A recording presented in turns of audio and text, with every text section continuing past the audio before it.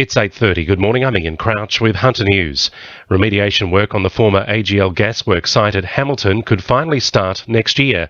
However, there are concerns the highly toxic materials there may already be putting the community at risk.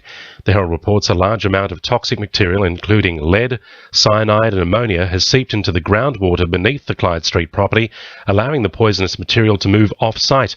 The gas company, now known as Gemina, has been tasked with the delicate cleanup. However, the EPA and a number of state government agencies are concerned about carcinogens in the soil polluting the area around the site further. Hunter residents are being asked to take a moment to pause and remember the police officers who've lost their lives while protecting the community. 252 men and women have died in the line of duty in New South Wales, including former Newcastle police officer David Rickson, who was gunned down when he interrupted a drug deal after pulling a car over at Tamworth in March 2012. Police Commissioner Andrew Scipione says a Police Remembrance Day service will be held in Sydney's Domain at 9 o'clock to honour them. We're going to a very, very special place to us. 252 officers' names are etched in the marble walls down there in the Domain, and we will gather, we will stop, we'll reflect, we'll remember, we'll pay tribute. Ausgrid has hit back at claims workers are being kept in the dark about looming job losses in the Hunter. Unions say a leaked document revealed about 2,000 jobs could be cut across the network, but no final number has been given. Ausgrid CEO Vince Graham says the company has been upfront about the 80 jobs set to go in the Hunter, but none of those are going from their Wallsend call centre. Concerns have been raised about a lack of staff at the Kurri Kurri police station. Cessnock MP Clayton Barr believes the station is unmanned, with police officers clocking in and out of the station but not working there.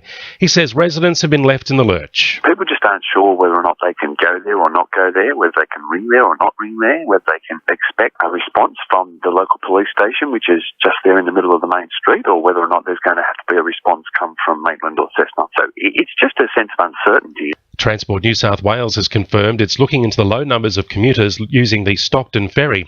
New figures show the service has seen around 60,000 fewer passengers compared to the same time 4 years ago. It's a similar situation with buses in the city, prompting an investigation into why patronage is falling. Children in remote areas requiring medical attention will be closer to treatment facilities at the John Hunter Hospital when a new air and land transport service called Little Wings is launched today. The organisation used a $50,000 grant from the Newcastle Permanent Charitable Foundation to purchase a brand new modified van which will be used to transport patients from Maitland Airport. The foundation's executive officer, Jason Burke, says the service will commence immediately after the launch of the program. The first family flying in from Warrialda, and the Newcastle Permanent Charitable Foundation van will pick them up at the airport and transport them up to the John Hunter Hospital for treatment.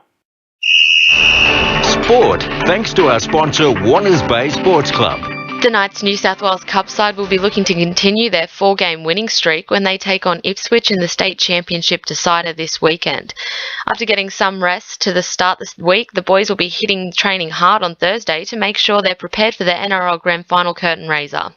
Coach Matt Lantry says it's important they got to celebrate the win before training got underway. You can't win your New South Wales Cup Grand Final and not celebrate it, so we're really going to enjoy the moment because they don't come around every so often. Some of the boys knew what it was like to taste defeat last year, so we're going to enjoy this. Hunter Stadium looks set to continue as the new venue for the Newcastle Rugby League Grand Final. CEO Matt Harris acknowledged the attendance was slightly below expectations, but overall labelled Sunday's match a success. And in AFL, Newcastle's Isaac Heaney scored 2 votes at last night's Brownlow medals. That's sport. I'm Georgia Moylan. 2 in URFM News Time, 26 to 9.